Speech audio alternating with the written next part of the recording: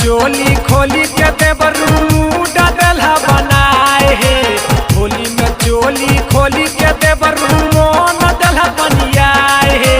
काले कहलिया भीतरी रंगवा ऊपरे देलहा गिराए हे।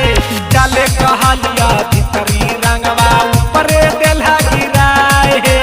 काले कहलिया भीतरी रंगवा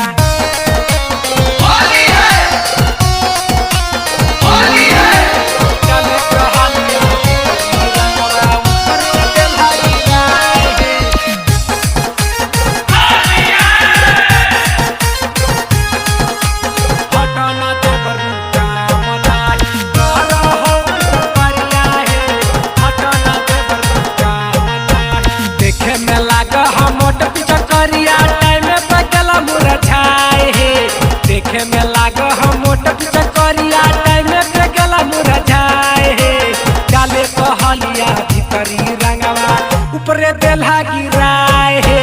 डाले कहलिया भीतरी रंगवा ऊपरे देलहा गिराए हे। डाले कहलिया भीतरी रंगवा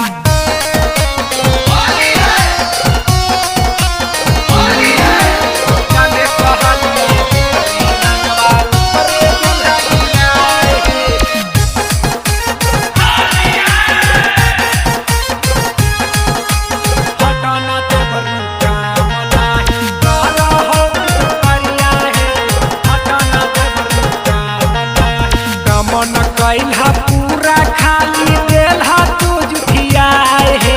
कामन कैलहा पूरा खाली देलहा तू जुठियाए हे।